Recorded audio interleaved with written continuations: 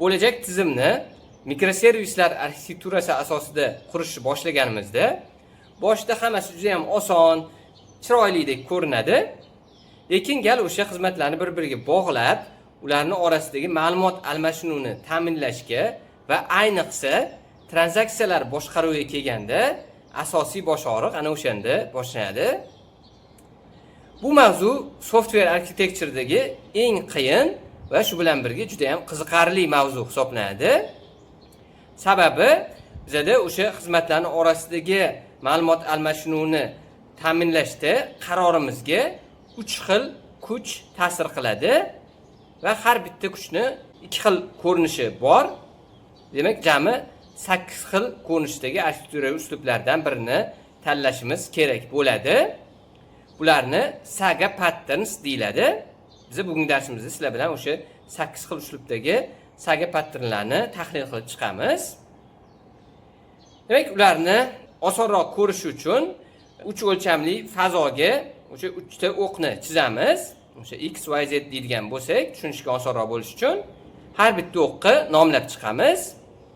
Bular communication, ya'ni aloqa turi, ikkinchi o'q bu consistency, ya'ni izchillik darajasi va uchinchi o'q bu coordination, koordinatsiya, ya'ni ma'lumot oqimini boshqaruvi. Demak, 3 o'lchamli fazoga mana shu 3 ta o'qni qo'ydik va har bitta o'qda 2 xil ko'rinishdagi uslublar bo'ladi, jami 8 ta. Demak, birinchi o'q bu communication, ya'ni aloqa turi. Buni yordamida biz o'sha xizmatlarning orasida ma'lumot sinxron tartibda almashinadimi yoki asinxron tartibda bo'ladimi? Mana shuni belgilaymiz. Sinxron tartibdagi ma'lumot almashinuvi bu chaqiruvchi xizmat narigi xizmatga so'rov jo'natganda undan javob kelishini kutib turganligi uchun buni sinxron tartibdagi almashinuv turi deyiladi. Bunga misol qilib o'sha RESTful protokoli yoki bo'lmasam gRPC'larni misol qilib keltirish mumkin. Buni sinxron deb aytilishini ma'nosi bu o'sha xizmatlar bir-biriga so'rov jo'natganda uni javobini kutib turishiga ular sinxron deyiladi. Endi asinxron uslubdagi ma'lumot almashinuvida esa o'rtada message broker ishlatiladi. Ya'ni bitta xizmat narigi xizmatga so'rov jo'natmoqchi bo'lsa, u so'rovni to'g'ridan-to'g'ri jo'natmasdan, balki o'rtadagi message brokerga xabar jo'natadi va shu bilan o'zining ishini davom ettirib ketaveradi. Ya'ni undan javob kelishini kutib o'tirmaydi.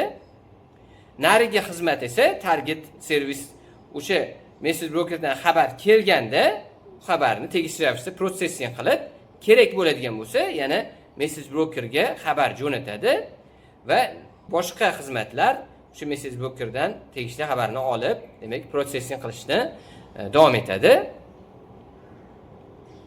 Shuning uchun ham bunday uslubni asinxron tartibdagi ma'lumot almashinuvi deyiladi. Ya'ni xizmatlar ma'lumot jo'natganda javobini kutib o'tirmaydi. Endi consistency, ya'ni izchillik, bu nimani belgilaydi? Bunda tranzaksiyani izchillik darajasini belgilaymiz. Ya'ni biz mana SQL dan ACID xossalarini bilamiz. Masalan, atomic degani bu agar o'sha bitta SQL so'rovimizda bir nechta bloklardan iborat bo'lgan bo'lsa, har bitta blokda alohida bitta jadvalga insert qilib yoki delete, update qilib bir nechta amallarni yozib chiqqan bo'lsak, boshida begin run deb yozamiz, oxirida commit run deb yozamiz. Agar bularni try catch ichiga yozib qo'yib, exception chiqadigan bo'lsa, rollback qilib yuboramiz. Ya'ni tranzaksiya bo'lganda bizga yoki hammasi birdaniga bo'lishi kerak, yoki agar xato chiqadigan bo'lsa, hech qaysisi bo'lmasligi kerak. Mana shu narsani atomicity deyiladi. Ya'ni atomic, mana shu tranzaksiya bloki ichidagi barcha amallar yoki hammasi birdaniga o'tishi kerak yoki hech qaysisi umuman o'tmasligi kerak. Endi xizmatlarning orasidagi izchillik darajasini tanlashda ham biz aynan shunday atomic bo'lishi kerakmi yoki bo'lmasam eventual consistency ham bo'ladimi? Mana shu ikkitasidan bittasini tanlashimiz kerak. Endi buni tushunish uchun misol keltiraman. Faraz qilaylik, bizning tizimda 3 ta mikroxizmat o'sha tranzaksiyani bajarishda ishtirok etadi deb. Endi agar biz atomik izchillik darajasini tanlagan bo'lsak, bunda so'rovimiz uchala mikroxizmatda albatta successful bo'lsagina birdaniga uchalasini qabul qilamiz. Mana shu narsani atomik deyiladi. Agarda birontasida agar xato ro'y beradigan bo'lsa, unda narigi ikkitasidagi o'zgarishlarni rollback qilib yuborishimizga to'g'ri keladi. Ya'ni yoki birdaniga hammasi bo'lishi kerak yoki hech qaysisi bo'lmasligi kerak. Endi buni teskarisi bu eventual consistency deyiladi.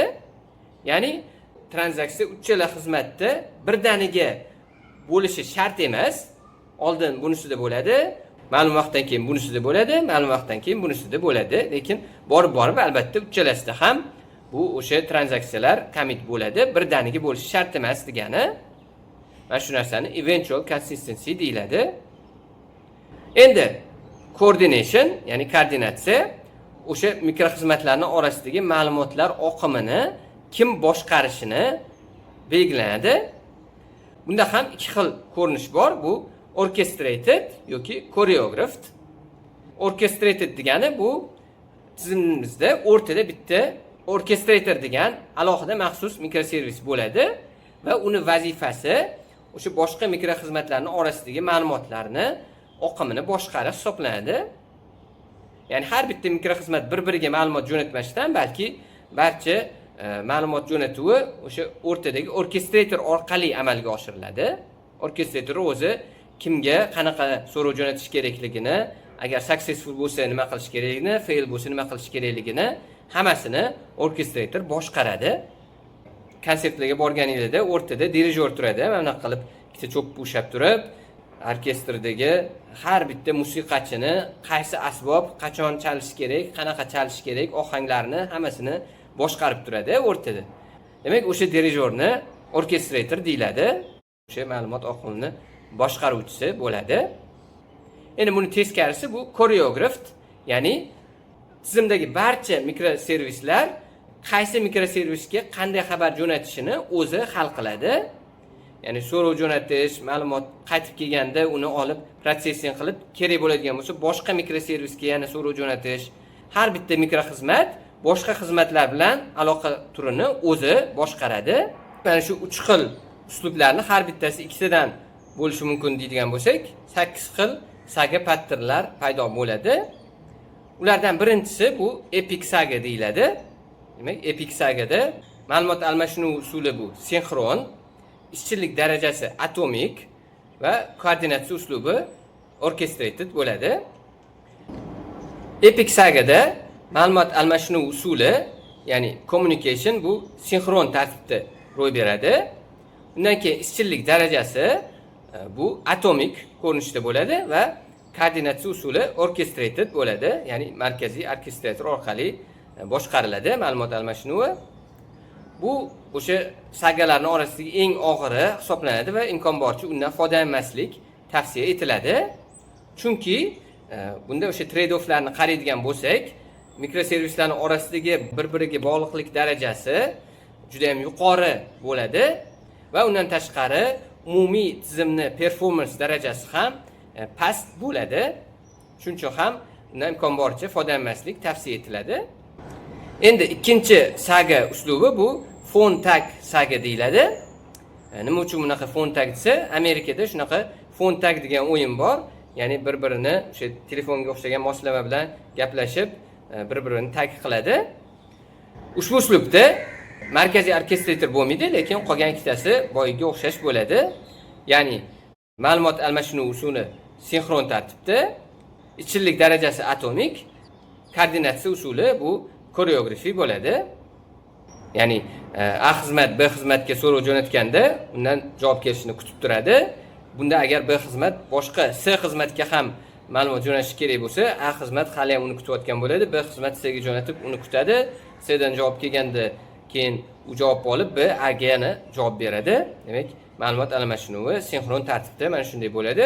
Lekin agar tranzaksiya bajarilishi kerak bo'ladigan bo'lsa, u atomik tartibda bo'ladi. Ya'ni birdaniga barcha mikroxizmatlarda u yoki successful bo'lishi kerak yoki umuman fail bo'lganda taqdirda hammasida fail bo'lishi kerak. Va ma'lumot boshqaruv usuli esa choreographed uslubda, ya'ni har bitta mikroxizmat qaysi biriga qanday xizmat jo'natishini o'zi qaror qiladi. Markaziy boshqaruvchi bo'lmaydi. Phone tag sagada ham xizmatlarni bir-biriga bog'liqlik darajasi baribir yuqoriroq darajada bo'ladi. Keyingi saga pattern bu fairy tale deyiladi. Ya'ni uni ertak deb tarjima qilgan bo'ladi. Bunda uchala o'q bo'yicha ta'riflaydigan bo'lsak, kommunikatsiya usuli sinxron tartibda, ishchilik darajasi eventual va o'rtada orchestrator bo'ladi. Demak, koordinatsiya usuli orchestrated. Bunda o'sha markaziy orchestrator bo'ladi. Barcha tranzaksiyalarni aynan o'sha orchestrator boshqaradi. Ya'ni orchestrator tegishli xizmatlarga so'rov jo'natganda ulardan javob kelishini kutib turadi. Birinchi xizmatga so'rov jo'natganda uni javobi kelgandan keyin keyingisiga jo'natadi. Undan javob olgandan keyin yana keyingisiga jo'natadi. Ko'rib turganimizdek, hammasi xuddi flow degidek, ya'ni workflow usulida ketma-ket, birma-bir ro'y beradi. Endi nima uchun atomicity ishchilik darajasi eventual? Chunki ushbu ko'rinishdagi saga patternda atomicity kerak emas. Ya'ni bu aynan mana shu workflow turidagi tizimlarga juda ham mos keladi. Atomicity kerak emas bo'lgan holatlarda. Mana masalan faraz qilaylik, foydalanuvchini ro'yxatga olish uslubida bo'ladigan bo'lsa yoki oddiy buyurtma berish, xullas unchalik qiyin bo'lmagan bir vaqtning o'zida bir nechta xizmatlar parallel ravishda processing qilishi talab etilmaydigan holatlarga mana shu fairy tale sagi juda ham mos keladi. Bunda endi boyagi trade-offlardan qaraydigan bo'lsak, orchestrator bo'lganligi uchun ham xizmatlar orasidagi coupling bog'liqlik darajasi hali ham yuqori bo'ladi. Lekin scalability tomonlama buni scale qilish darajasi oson va qiyinlik darajasi ham nisbatan past hisoblanadi. Mana shunga mos keluvchi tizimlarda ishlatilganda juda ham ideal tanlov hisoblanadi ushbu fairy tale saga pattern. Endi 4-uslubdagi saga pattern bu time travel saga deyiladi. Bunda ma'lumot almashinuv usuli hali ham sinxron, ishchilik darajasi eventual va fairy taledan farqli ravishda koordinatsiya usuli koreografiya hisoblanadi. Ya'ni bunda endi markaziy orkestrator ishtirok etmaydi. Shu sababli ham bunda endi xizmatlarning orasidagi bog'liqlik darajasi o'rtacha bo'ladi. Boyga qarab bir-biriga juda ham kuchli bog'liq bo'lmaydi, markaziy orkestrator bo'lmaganligi sababli. Nima uchun bu time travel deyiladi? Chunki agar o'sha xizmatlar bir-biriga ma'lumot almashinuvi ro'y berayotgan vaqtda qaysidir xizmatda so'rovimiz fail bo'ladigan bo'lsa, xatolik ro'y bersa, unda tranzaksiya ishtirok etayotgan barcha boshqa xizmatlarda ham ma'lumotni ortga qaytarish talab etiladi. Ya'ni bunda biz vaqtdan oldinga time travel qilishimizga to'g'ri keladi. Shuning uchun ham buni time travel saga deyiladi.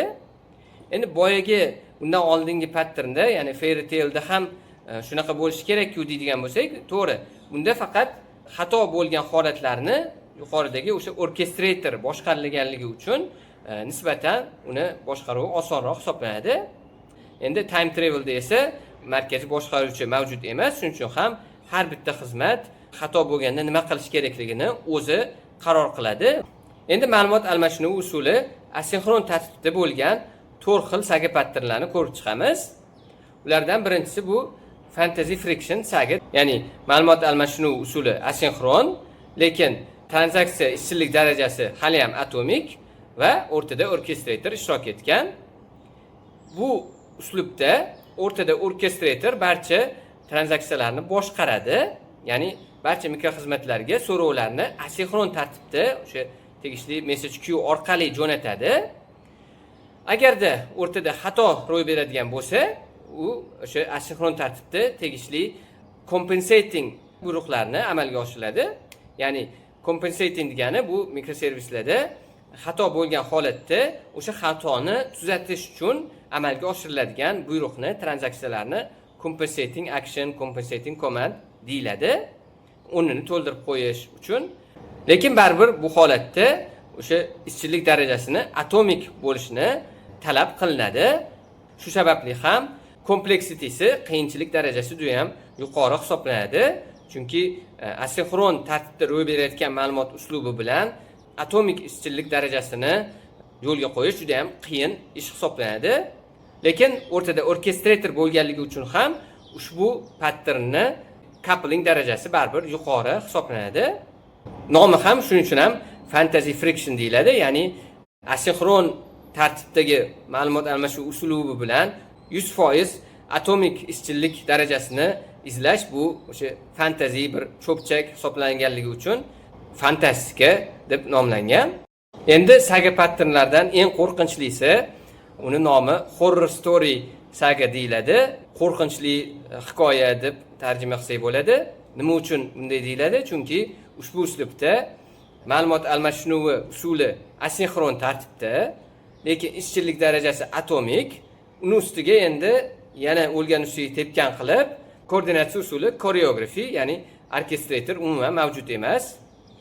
Nima uchun endi bu horror story deyiladi deb o'ylab ko'radigan bo'lsak, faraz qilaylik, agarda o'sha tranzaksiya bajarilayotgan vaqtda birinchi mikroservislarning orasida qanaqadir xatolik ro'y bersa, qaysi xizmatda qanday xatolik ro'y berdi va uni qanday qilib compensating qilish kerakligini har bitta mikroxizmat o'zi qaror qabul qilishi kerak va uni ustiga ustak bu yoqdan xato nimada ekanligini qidirayotgan odamga ham o'sha xatoni asosiy ildizini, negizini topish xuddi o'sha ujis kinodagidek qo'rqinchli hikoyagidek degan gap bo'lgani uchun uni shunday nomlangan, horror story. Endi buni bitta afzallik tomoni o'sha orkestrator bo'lmaganligi sababli xizmatlarning bir-biriga bo'lgan bog'liqlik darajasi o'rtacha bo'ladi. Kechasi tinch uxlamoqchi bo'lgan arxitektorlar bunday uslubga yaqinlashmasligi talab etiladi. Endi 7-uslubdagi saga pattern bu parallel saga deyiladi va mana shu mikroservislarda aloqa usulini tanlashda, saga pattern tanlashda eng tavsiya etiladigan patternlardan biri hisoblanadi. Bunda ma'lumot almashinuv usuli asinxron, ishchillik darajasi eventual va koordinatsiya usuli orchestrated, ya'ni o'rtada orkestrator o'sha xizmatlarga ma'lumot jo'natganda ularni asinxron tartibda jo'natadi va ishchilik darajasi eventual consistency hisoblanadi. Ya'ni hamma xizmatlar tranzaksiya bo'lganda birdaniga commit bo'lishi talab etilmaydi, balki sekin-sekin eventual, ya'ni consistency darajasida har bitta xizmatning o'zi javobgar bo'ladi. Bunda xizmatlarning bir-biriga bog'liqlik darajasi past va bunda orkestrator yuborgan savollarga javob kelishini kutib o'tirmaydi. Demak, bu degani bir vaqtning o'zida bir nechta so'rovlarni parallel tartibda bajarish mumkin degani. Shunga nisbatan ham performans darajasi boshqalarga qaraganda yuqoriroq bo'ladi. Parallel sagani ishlatganimizda tizimni umumiy scalability xususiyati juda ham yuqori bo'ladi. Va oxirgi saga pattern bu ontologiy saga deyiladi. Bunda ma'lumot almashinuv usuli asinxron tartibda, ishchillik darajasi consistency bu eventual va koordinatsiya usuli choreographed, ya'ni har bitta xizmat o'zi qaysi xizmatlarga qanday xabar jo'natishi o'zi hal qiladi. Ushbu ontology saga ishlatilganda tizimdagi umumiy xizmatlarning bir-biriga bog'liqlik darajasi juda ham pastda bo'ladi. Chunki orkestrator ham yo'q va har bitta xizmat o'zining tranzaksiyalarini o'zi boshqarganligi uchun coupling juda ham past darajada. Scalability tomonlama ham ushbu ontology saga juda ham yuqori ko'rsatkichlarga ega, ya'ni uni juda ham kengayuvchanligi yuqori va performance tomonlama ham ushbu ontology saga ancha baland bo'ladi. Ammo oldingiga qaraganda o'rtada markaziy orkestrator bo'lmaganligi sababli xato ro'y bergan holatlarda tizimni diagnoz qilish, xatoni negizini izlab topish biroz boyga qaraganda qiyinroq hisoblanadi. Mana sizlar bilan mikroservislarda xizmatlarning orasida ma'lumot uslubini tanlashda ishlatilishi mumkin bo'lgan 8 xil turdagi saga patternlarni ko'rib chiqdik. Sezib turganingizdek, bu yerda ham har qanday holatga mos keluvchi eng zo'r bir pattern degan narsa yo'q. Hamma narsa trade-offga bog'liq. Ya'ni bir narsaga erishmoqchi bo'lsak, albatta boshqa narsadan voz kechamiz. Masalan, bizga agar yuqori darajada kengayuvchanlik kerak bo'ladigan bo'lsa, ontology saga yoki parallel sagani tanlaymiz va buni evaziga nimadandir boshqa xususiyatdan voz kechishimizga to'g'ri keladi. Yo'q, bizga o'sha atomicity, ya'ni tizimni ishchilik darajasi yuqori bo'lishi kerak deydigan bo'lsak, unda masalan Fontag sagani tanlashimiz talab etiladi va bunda o'sha xizmatlarning orasida bog'liqlik darajasi yuqori bo'lishiga rozi bo'lishimiz kerak bo'ladi. Endi sizga bitta savol. Siz o'zingizni tajribangizdan mikroservislarni yo'lga qo'yganingizda mana shu patternlardan aynan qaysi birini tanlagansiz yoki biron bittasini tanlab qandaydir muammolarga duch kelgan bo'lsangiz va ularni qanday uslubda hal qilgan bo'lsangiz, mana shu o'zingiz tajribangizni videoning ostida yozib qoldirsangiz ko'pchilik uchun foydali bo'ladi. Darsimiz shu yerda nihoyasiga yetdi. E'tiboringiz uchun rahmat.